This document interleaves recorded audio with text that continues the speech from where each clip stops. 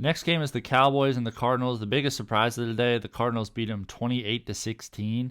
Dak Prescott did not have the best day, 25 of 40, 249 yards, a touchdown and a pick, and honestly, that's a better box score than what he showed on the field today.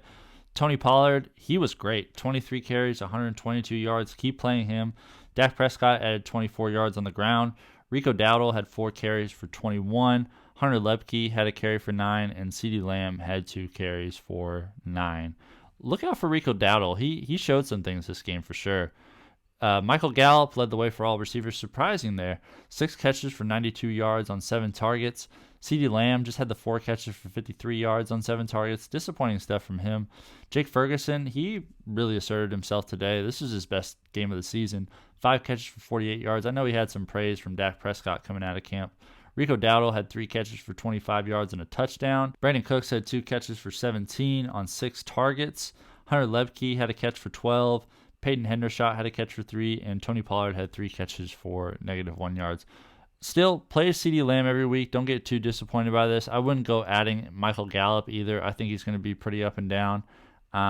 Tony Pollard must start every single week, and I would understand if you drop Dak Prescott, honestly. He's kind of in that same Geno Smith, Jared Goff realm of quarterbacks where very fringe starters.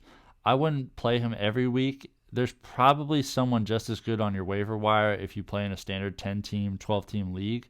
So don't stick with Dak Prescott long-term. Have a backup plan there. For the Cardinals, Josh Dobbs was great. 17-21, 189 yards and a touchdown. They've been sneaky good. They got that fire in their gut. They're quietly putting together some decent games. They kind of remind me of the Bears last year when they were impressively headed towards the number 1 pick in the draft. I wonder if the Cardinals are following that same path this year. I kind of think that with the Rams too, but the Rams seem like they're going to be too good to get that number 1 pick. So probably not as much there. Just keep an eye on the fire in their gut Cardinals.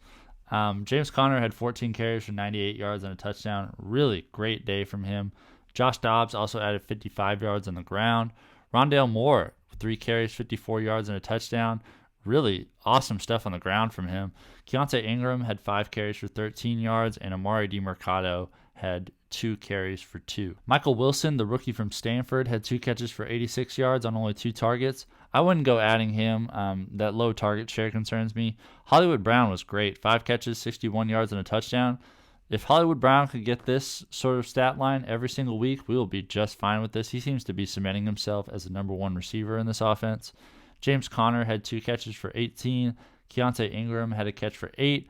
Rondale Moore had 4 catches for 8 yards. Zach Ertz only had 2 catches for 6 yards. Disappointing day from him. And Trey McBride had 1 catch for 2. Keep Hollywood on your roster. I wouldn't say he's a must start, but if there's a good matchup, definitely don't feel bad about throwing Hollywood Brown in your starting lineup. James Conner is showing to be a really good starter, and I don't think the yards are quite there with Josh Dobbs yet, so I wouldn't go adding him as someone you could play at quarterback on your team.